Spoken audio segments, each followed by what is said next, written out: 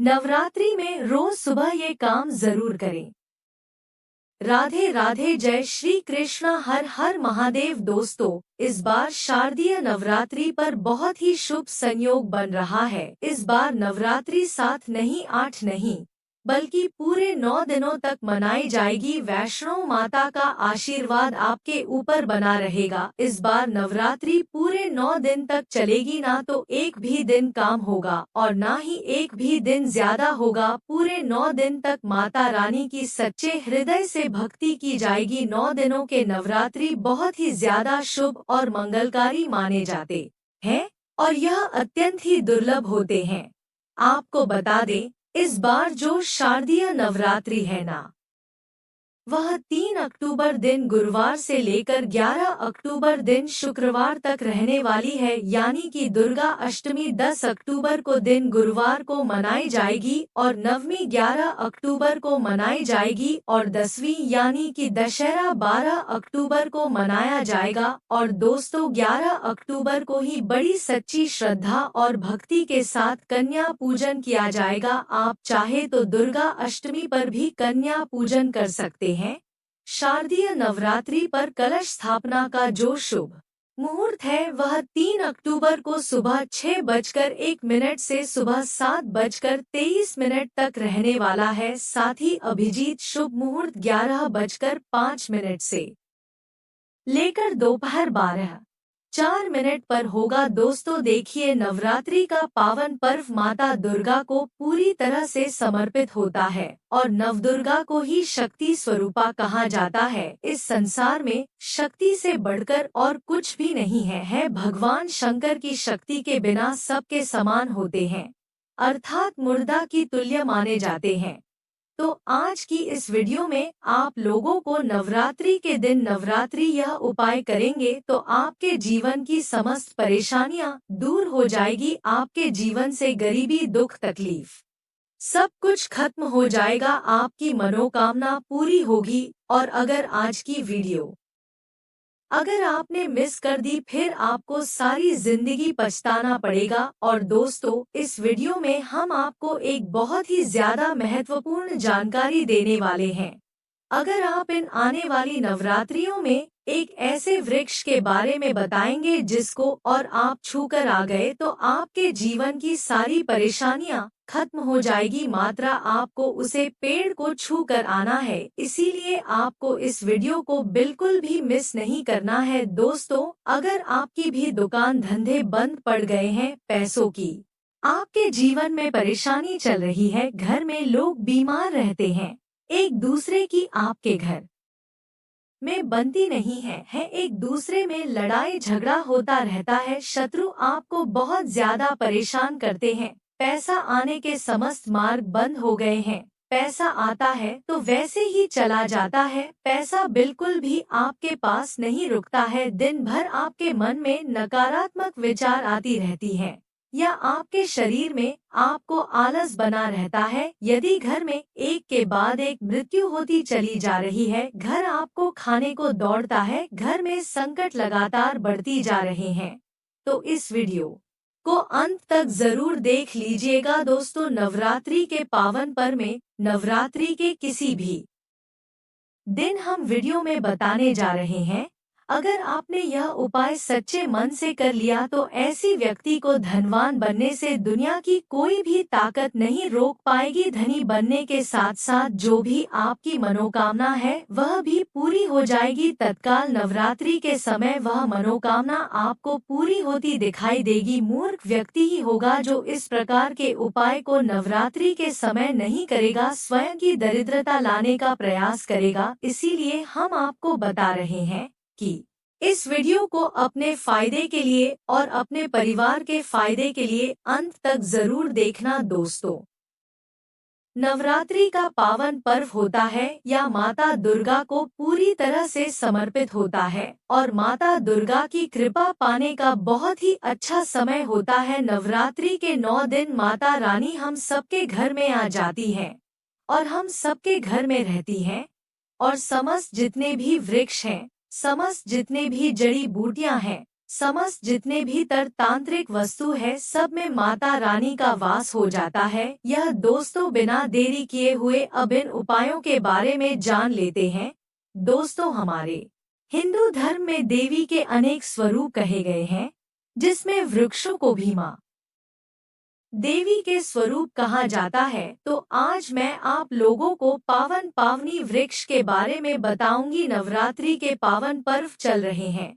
नवरात्रि के पावन पर्व में कुछ ऐसे वृक्ष हैं जो कि देव वृक्ष कहे गए हैं, देवी वृक्ष हैं। यह देवी के स्वरूप होते हैं, माता काली के स्वरूप होते हैं। और हमारे धर्म में पेड़ पौधे को देवी देवता मान करके हम इनकी पूजा करते हैं, और हमें पूजा भी जरूर करनी चाहिए। साइंस भी कहता है पेड़ पौधे मनुष्य को फ्री में प्राण वायु प्रदान करते हैं, और पेड़ पौधे हमें ऑक्सीजन देते हैं, और हमारे जो कार्बन डाइऑक्साइड होता है उसे ग्रहण करके सभी जितने भी नकारात्मक चीज होते हैं उसे अपने अंदर में स्वयं सोख लेता है और हमें ताजगी प्रदान करते हैं। तो पेड़ स्वयं तेज धूप में तपता है परंतु मनुष्य को शीतल छाया प्रदान करता है। तो नवरात्रि के समय में कुछ ऐसे पेड़ पौध हमारे धर्मशास्त्र में कहे गए हैं, को छूने मात्र से व्यक्ति के बंद किस्मत के ताले खुल जाते हैं, व्यक्ति का सौभाग्य चमक जाता है। हमारे शास्त्रों में पेड़ पौधों को बहुत ही गुणकारी कहा जाता है। अनेक बीमारी का उपचार पेड़ पौधों में ही छुपा है, जड़ी बूटी में ही छुपा है। और भगवान श्री कृष्णा ने गीता में स्वयं कहा है कि वृक्षों में पीपल का वृक्ष हूँ। पीपल के वृक्ष को वृक्षों का राजा कहा जाता है, क्योंकि पीपल वृक्ष की जो आयु होती है सबसे ज्यादा होती है, सबसे अत्यधिक होती है। पीपल वृक्ष सर्वशक्तिमान, पूजा पाठ में अत्यधिक इसका महत्व होता है। दोस्तों, इसीलिए कृष्णा ने गीता में स्वयं कहा है कि मैं वृक्षों में पीपल का वृक्ष हूँ। तो चलिए आज मैं आप लोगों को नवरात्रि के समय में छुए जाने वाले वृक्ष के बारे में बताऊंगा। दोस्तों, हमारे धर्मशास्त्र में अनेक ऐसे वृक्ष हैं जो कल्याणकारी होते हैं, मंगलकारी होते। अगर इस वृक्ष को छू लेते हैं तो आपकी सभी तरह की परेशानी है, सभी तरह के कष्ट है, यह सब समाप्त हो जाते हैं। खास करके नवरात्रि के समय में इसका असर कई लाख गुना होता है। नवरात्रि के समय को शक्ति का पर्व कहा जाता है। शक्ति पर्व क्यों कहा जाता है? क्योंकि इस समय अचेत जो वस्तु होती है वह भी चेतना युक्त हो जाती है, अर्थात इस समय जो शक्ति हमारे धरती लोक में आ जाती है। नव दुर्गा को क्या बोल सकते हैं हम? शक्ति बोल सकते हैं। तो माता रानी इस धरा पर आती है, इस पृथ्वी लोक पर है। तो जितने भी पेड़ पौधे हैं, जीव जंतु है, चल अचल सभी तरह के जो वस्तु है, यह सब में प्राण आ जाते हैं। इन सब में शक्ति निहित हो जाती है, जागृत हो जाती है। तो इस समय घर के देवी स्वरूप कहे गए जो पेड़ पौधे होते हैं, जाकर के आप इसे छू करके आते हैं तो आपके जीवन की परेशानी है, दुख है, तकलीफ है, कष्ट है, रोग है, बीमारी है, कलह है, क्लेश है, जीवन में चल रही बहुत बड़ी समस्या है, सब समस्या समाप्त हो जाती है। काल सर्प दोष, शनि दोष, राहु दोष तत्काल उन पर अपना असर दिखाती है। दोस्तों, आज मैं आप लोगों को 3 पौधों के बारे में बताऊंगी और यह तीनों पौधे देव वृक्ष कहे जाते हैं। वीडियो को ध्यान से देखना। अगर आज की वीडियो मिस कर दी तो फिर सारी जिंदगी आपको पछताना पड़ेगा, क्योंकि नवरात्रि ही ऐसा पर्व होता है, एक ऐसा समय होता है, केवल 9 दिनों के भीतर में आपको लंबी पूजा पाठ करने की जरूरत नहीं पड़ती। केवल 9 दिनों के भीतर में ही आप अपनी समस्या को, आप अपनी गरीबी को स्वयं अपनी आंखों के सामने समाप्त होते हुए देख सकते हैं। मैं जिस वृक्ष की बता रहा हूँ, यह सारे वृक्ष आपको अपने घरों के आसपास में बहुत ही आसानी से मिल जाएंगे। दोस्तों, वीडियो में आगे बढ़ने से पहले, जानकारी बताने से पहले, अभी तक कमेंट बॉक्स में जय माता दी नहीं लिखे तो जय माता दी जरूर लिखना। जब आप हमारे कमेंट बॉक्स जय माता दी लिखते हैं तो हमें काफी हर्ष होता है, काफी उल्लास होता है। आप हमारी वीडियो को लाइक करते हैं तो हमारा मनोबल बढ़ता है और आप सभी लोगों के लिए इस सारा ज्ञान भरी जो अच्छी जानकारी होती है आप सभी लोगों के लिए उपाय बताती हूँ, जो उपाय बहुत ही सरल होते हैं, बहुत ही आसान होते हैं और यह रामबाण काम करते हैं। जिस तरह आज प्रभु के जो बाण होते हैं अचूक होते हैं, उसी तरह आज मेरे वीडियो में बताए गए जो उपाय होते हैं अचूक होते हैं, कभी भी बेअसर नहीं होते हैं। तो वीडियो को ध्यान से देखना, कौन से ऐसे 3 वृक्ष हैं जिसे हमें छू करके नवरात्रि के समय में जरूर आना चाहिए। एक खास बात सभी दर्शकों को बताना चाहूंगी, नवरात्रि के समय में जितना ज्यादा हो सके देव वृक्ष की पूजा जरूर करना दोस्तों। देव वृक्ष में कई तरह के वृक्ष होते हैं। चलिए मैं आप लोगों को बताना चाहूंगी कौन से वृक्ष को छूने से हमारी गरीबी मिटती है। दोस्तों सबसे पहले उपाय है कि आपको सबसे पहले लेने हैं पीपल के पत्ते। इस प्रकार से आपको पीपल के पत्ते ले लेने हैं। उसके बाद आपको 5 प्रकार की मिठाइयाँ लेनी है, जैसे कि हमने वीडियो में आपको बताया। दोस्तों ध्यान रखना कि आपको 5 प्रकार की मिठाइयाँ लेनी है। कोई भी मिठाई ले सकते हैं, जरूरी नहीं कि महंगी दुकान से ही को जो नॉर्मल किराने की दुकान पर मिल जाती है वह भी मिठाई ले सकते हैं, लेकिन 5 प्रकार की मिठाई लेनी होगी जिसे हम पंचभोग भी कहते हैं। इसे हमारे धर्म शास्त्रों में पंचभोग बोला जाता है। तो 5 प्रकार की मिठाई लेने के बाद अब आपको दूसरी चीज लेना है एक लोटा जल। एक लोटा तांबे के लोटे में साफ एवं स्वच्छ जल भर लेना है। अब यह उपाय कैसे करना है, कब करना है दोस्तों, नवरात्रि के कौन से टाइम करना है, तो इसकी जानकारी जानते हैं। इससे पहले आपसे विनती है कि अगर अभी तक आपने वीडियो को लाइक नहीं किया तो वीडियो को लाइक करके चैनल को सब्सक्राइब करके पास वाली बेल आइकन को जरूर दबा लेना और कमेंट बॉक्स में जय माता दी लिखकर इस वीडियो को अपने दोस्तों के पास भी जरूर शेयर कर देना। तो आपको यह दोनों चीजों को ले लेना है, यानी कि 5 प्रकार की मिठाई, पान के पत्ते और एक लोटा जल। अब आपको चले जाना है पीपल के वृक्ष में के पास। अब आपको वहां जाकर क्या करना है और आपको कौन सी कामना को लेकर चढ़ता है इस वीडियो में बताऊंगा। तो सबसे पहले तो पीपल के पेड़ के नीचे जाना है। तो आपको पीपल के वृक्ष को हाथ जोड़कर निवेदन करना है कि है पीपल वृक्ष या फिर है वर्षों के राजा, इस प्रकार से आपको प्रार्थना करनी है कि मेरी गरीबी हटाइए, मेरे दुखों को दूर करिए। जैसे आपका दुकान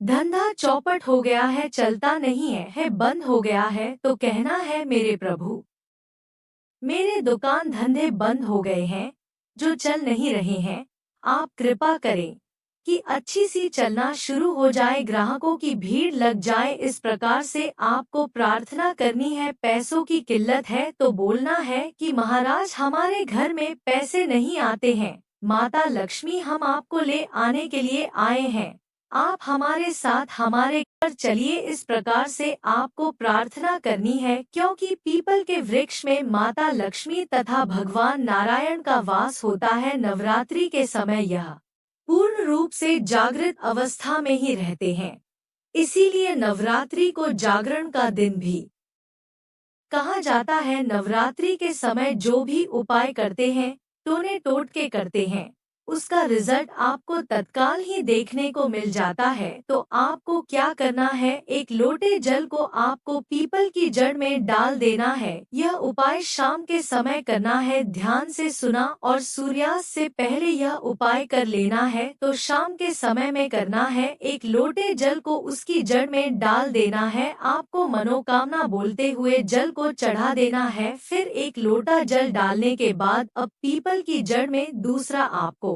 करना है 5 प्रकार की जो मिठाइयाँ आपने ली थी माता लक्ष्मी को भोग के लिए चढ़ा देनी है। पीपल के पेट में ही 5 प्रकार की मिठाइयाँ रख देनी है और इसे भोग के लिए माता लक्ष्मी को चढ़ा देना है। दोस्तों यह बहुत ही जबरदस्त उपाय है, पावरफुल उपाय। इस उपाय से स्वयं माता लक्ष्मी के गढ़ जो होते हैं और स्वयं माता लक्ष्मी जी आपके घर में प्रवेश कर जाती हैं। आपके घर में इस टाइम से माता लक्ष्मी आपके पीछे आना शुरू कर देती हैं। अगर आप सात्विक इंसान हैं, वास्तव में अगर आपके घर में धान की कमी है तो जो सेका है माता लक्ष्मी की वह आपके घर में आएंगे, देखेंगे और तत्काल माता लक्ष्मी को जाकर बता देंगे कि वास्तव में वह जो मनुष्य आया था उनके घर में धान की तकलीफ है, माता उनके घर चलिए। इस प्रकार से आप देखना कुछ दिनों के भीतर में यह उपाय कारगर साबित होगा। आपकी निर्धनता, गरीबी आपके जीवन से चली जाएगी। आपकी दुकान धंधे बंद पड़े हैं तो वह भी चलानी शुरू हो जाएंगे। पैसों की कीमत खत्म हो जाएगी। घर में लोग बीमार पड़ रहे हैं तो वह बीमार पादना बंद हो जाएंगे। दोस्तों, पहला जो वृक्ष है वह है दोस्तों यह शमी का वृक्ष है। शमी के वृक्ष को जगदम्बा के स्वरूप कहा गया है। जो शमी के वृक्ष है यह स्वयं जगदम्बा के स्वरूप है। इस पर स्वयं मां जगदम्बा स्वयं साक्षात विराजमान रहती है।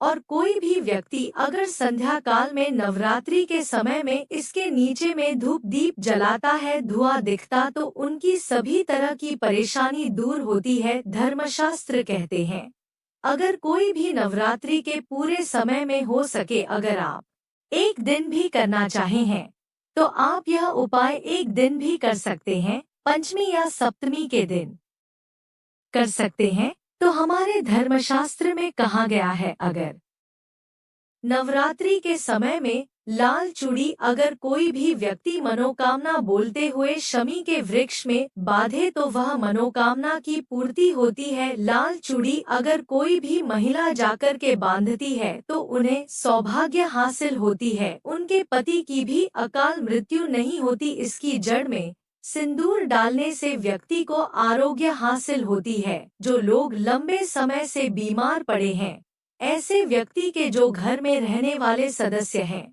वह लोग जो बीमार पड़े हैं, उनके शरीर से 7 बार सिंदूर को उतारा करके शमी की जड़ में डाल सकते हैं तो उनके रोग जल्दी ठीक हो जाएंगे। जो लोग लंबे समय से बीमार पड़े हैं या फिर आप बीमारी से बचना चाहते हैं, निरोग रहना चाहते हैं, तो इसकी जड़ में सिंदूर जरूर डालें। मनोकामना पूर्ण करने के लिए मैं एक मंत्र बता रही हूँ।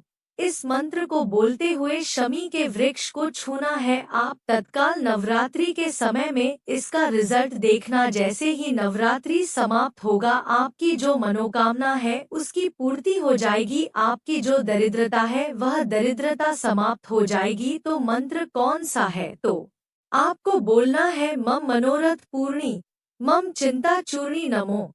यह मंत्र आपको बोलना है। यह मंत्र बोलते हुए शमी के वृक्ष को छूना है। सभी तरह के आपके मनोरथ की पूर्ति होगी। जो दरिद्रता है, दरिद्रता समाप्त हो जाएगी। शमी को छूते हुए मंत्र आपको बोलना है। आप चाहते हो तो नवरात्रि के समय में मौली धागे भी शमी के वृक्ष पर बांध सकते हो। अधिकतर लोग मौली धागे बांधते हैं। मौली धागे बांधने से माता रानी आपसे बंध जाती है। दोस्तों, कहने का मतलब है कि माता रानी आजीवन आपका साथ देती है, आपके हर कदम में मार्गदर्शन करती है। इसकी जड़ की मिट्टी लाकर के ध्यान से सुनिए। नवरात्रि के समय में अगर आप जो है 9 दुर्गा की पूजा कर पा रहे हैं, व्रत नहीं कर पा रहे हैं किसी कारणवश, तो इसकी जड़ की मिट्टी लाकर के नवरात्रि के समय में स्नान करने से व्यक्ति का भाग्य उदय हो जाता है, व्यक्ति का भाग्य चमक जाता है, व्यक्ति की जो फूटी किस्मत होती है वह भी चमक जाती है। आप में से अधिकतर लोग बोलते हैं ना कि गुरुजी हमसे लक्ष्मी नाराज हो चुकी है, लक्ष्मी हमारे घर में आना ही बंद कर चुकी है। तो आप चाहते हैं कि लक्ष्मी की कृपा हासिल हो जाए तो नित्य नवरात्रि के समय में इसकी मिट्टी को लाकर के नवरात्रि के समय में स्नान करना शुरू कर दीजिए। नहाने वाले पानी में थोड़ी सी मिट्टी डालकर स्नान करना शुरू कर दीजिए। आपके दोष दूर हो जाएंगे। आपके शरीर से किसी भी तरह की पीड़ा है, नकारात्मक शक्ति आपके शरीर में प्रवेश कर गई है, वह भी समाप्त हो जाएगी।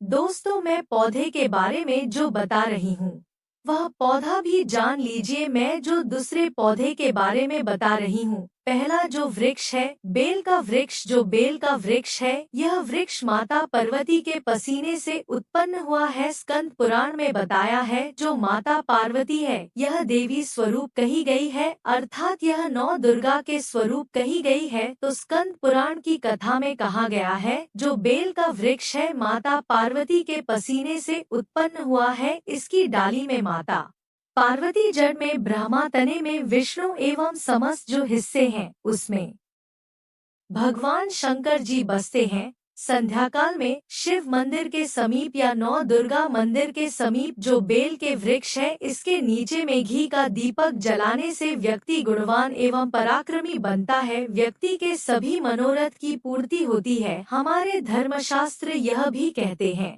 नवरात्रि के समय में अगर कोई भी व्यक्ति, जी हाँ, नवरात्रि के समय में अगर कोई भी व्यक्ति बेल के वृक्ष को माता नवदुर्गा का ध्यान करते हुए 7 बार छू करके आ जाते हैं तो ऐसे व्यक्ति की तत्काल अगर उपवास व्रत रखा है, ध्यान से सुनिए, जो लोग उपवास व्रत रखे हैं ऐसे व्यक्ति की थकान सुस्ती तत्काल चली जाती है। ध्यान से सुनिए, जो व्यक्ति उपवास रखे हैं, व्रत रखे हैं, व्यक्ति को समय में जितना ज्यादा हो सके संध्याकाल में बेल के वृक्ष को जरूर छूना चाहिए। केवल आप ज्यादा नहीं छू सकते तो 7 बार छू करके जरूर आ जाना और बेल वृक्ष के नीचे में घी का दीपक जरूर जला देना। दोस्तों, घी का दीपक जलाते हैं तो इसके क्या फायदे मिलते हैं यह भी इस वीडियो में बताऊंगी। मैं सारी जानकारी इस वीडियो में विस्तार से बता रही हूँ, इसलिए आज की वीडियो थोड़ी बड़ी बन सकती है, हो सकता है, परंतु अपना पूरा समय देना, क्योंकि जब हम उपवास व्रत रखते तो हमारे शरीर में काफी थकान आ जाती है, हमारे शरीर में कमजोरी होने लगती है। हालांकि हमें अध्यात्म ऊर्जा हासिल होती है परंतु हमारे शरीर में ऊर्जा की कमी होने लगती है। भोजन न करने के कारण हमारे शरीर में ऊर्जा की कमी होती है और इस ऊर्जा को बरकरार रखने के लिए, इस ऊर्जा को हासिल करने के लिए हमें बेल वृक्ष को छूना चाहिए। दोस्तों, अनेक संत महात्माओं ने बेल वृक्ष के पत्ते को खा करके तपस्या की है एवं कई तारा सिद्धियां हासिल की है। धर्मशास्त्र कहते हैं अगर नवरात्रि के समय में बेल के पत्ते खाए जाए तो जो व्यक्ति लंबे समय से जो मंत्र के जाप कर रहे हैं, सिद्धि हासिल नहीं हो पा रही है, फिर कुछ आप सिद्धि को हासिल कर रहे हैं, जो सिद्धि आपको काफी लंबे समय से हासिल बेल के पत्ते खाने से वह सिद्धि जल्दी हासिल होती है। इसके नीचे घी का दीपक जलाने से हमें सिद्धि की हासिल होती है। सिद्धि का मतलब होता है कार्य में सफलता। तो जो लंबे समय से आपके कार्य नहीं हो पा रहे हैं उस कार्य में नवरात्रि के समय में जितने भी दिन हो सके, जब भी आपको समय मिले तो शाम के समय में घी का दीपक जरूर जला देना। और सुनिए, अगर कोई भी व्यक्ति नवरात्रि के अगर बेल वृक्ष की जड़ में दूध चढ़ाते हैं तो सभी तरह के व्याधि दूर होती है। अगर सिंदूर युक्त गंगा जल चढ़ाते हैं तो व्यक्ति की गरीबी मिटती है। अगर तिल चढ़ाते हैं बेल वृक्ष के जड़ में तो सौभाग्य हासिल होता है। और अगर बेल वृक्ष के तीनों पत्तों में दोस्तों त्रिदेवी कही गई है, जैसे कि महाकाली, महालक्ष्मी, महासरस्वती, तो अगर बेल के जो 3 पत्ते हैं महालक्ष्मी, महाकाली, महासरस्वती के स्वरूप कहे गए हैं तो बेल के तीनों पत्तों में जय माँ दुर्गा या जय माता दी लिख करके अगर माँ नौ दुर्गा को सिंदूर से लिख करके चढ़ाना होता है, सिंदूर से लिख करके चढ़ाया जाए तो तत्काल उसी समय मनोकामना की पूर्ति होती है, कार्य में सफलता मिलती है। कोई लंबे समय से आपकी मनोकामना हो, आप चाहते हैं वह मनोकामना पूर्ण हो जाए तो यह उपाय जरूर करिएगा। दोस्तों, इसकी जड़ में ध्यान से सुनिए, नवरात्रि के समय में इसकी जड़ में अगर तांबे की कोई भी रिंग होती है, जिसे हम एक तरह के तांबे की जो धातु है यह मंगल से जुड़ी हुई है, तो अगर नवरात्रि के समय में इसकी जड़ में तांबे की जो रिंग होती है, अंगूठी होती है, अगर आप 4 अंगुल गट्ठा करके दबा करके आ जाते हैं, नवरात्रि भर इसे दबे रहने देना है। इसके बाद अगर पहन लेते हैं तो वह जागृत हो जाती है, क्योंकि जो बेल के वृक्ष है स्वयं जागृत कहे गए हैं। और नवरात्रि के समय में इसकी जो शक्ति होती है, इसकी जो ऊर्जा होती है, अत्यधिक बढ़ जाती है। फिर अगर आप इस तरह की अंगूठी को पहनते हैं तो कभी भी आपको रक्त संबंधी समस्या नहीं आती, शनि का दोष नहीं सताता, राहु की पीड़ा नहीं सताती और नौ दुर्गा की कृपा से सदैव आप सुरक्षित रहते हैं। ऐसे व्यक्ति की कभी भी अकाल मृत्यु नहीं होती है। दोस्तों, तीसरे क्रम में मैं जिस वृक्ष के बारे में बता रही हूँ मित्रों, इस वृक्ष को देव वृक्ष भी कहा जाता है। जो तीसरा वृक्ष है वह है परिजात का वृक्ष। परिजात का वृक्ष समुद्र मंथन से उत्पन्न हुआ था और यह देवराज इंद्रा के नंदन वन में स्थापित किया गया था। परिजात वृक्ष भगवान कृष्णा मानव जन कल्याण के लिए धरती लाए थे। जो पारिजात का वृक्ष है इसे भी लक्ष्मी का स्वरूप कहा गया है, क्योंकि माता लक्ष्मी भी समुद्र से उत्पन्न हुई है और परिजात के वृक्ष भी समुद्र से उत्पन्न हुआ। इस नाते यह माता लक्ष्मी की बहन कही जाती है। तो ऐसा समझा जाता है कि कोई भी मनुष्य उनके शरीर में कितनी भी ज्यादा थकान हो, कितनी भी पीड़ा हो, जैसे कि नवरात्रि के अगर आप व्रत रख रहे हैं, व्रत के दौरान अगर आपके शरीर में थकान है, पीड़ा है, तो परिजात के वृक्ष को शाम के समय में छू करके जरूर आ जाना। आप चाहते हो तो नवरात्रि के किसी दिन जब टाइम मिले उस समय में इसके वृक्ष को छू सकते हैं। इसके वृक्ष को छूते ही तत्काल शरीर से पीड़ा है, जो थकान है, सुस्ती है, कमजोरी है, वह समाप्त हो जाती है। इस वृक्ष के नीचे में अगर नवरात्रि के समय में घी का दीपक जलाया जाए, चुटकी भर सिंदूर अगर इसकी जड़ में डाला जाए तो सभी तरह की मनोकामना की पूर्ति होती है। परंतु आपको परिजात के पास जाकर प्रार्थना करनी है कि हे परिजात वृक्ष, आप देवी स्वरूप कही जाती है, आप हमारी सभी तरह की पीड़ा को दूर करें। गृह दोष है, किसी भी प्रकार का दोष है, इसे आप समाप्त करें। लक्ष्मी स्वयं आपकी बहन है, माता लक्ष्मी का हमारे जीवन में प्रवेश कर जाए, इस तरह का आप हमें आशीर्वाद प्रदान करें। इस तरह से आप इनसे जो है मनोकामना बोल सकते हैं, मनोरथ बोल सकते हैं। यह लक्ष्मी की बहन कही गई है, क्योंकि समुद्र मंथन से यह उत्पन्न हुआ है। दोस्तों, अब इस वीडियो में हम आपको एक और पावरफुल उपाय बताएंगे जो बहुत ही ज्यादा महत्वपूर्ण उपाय है।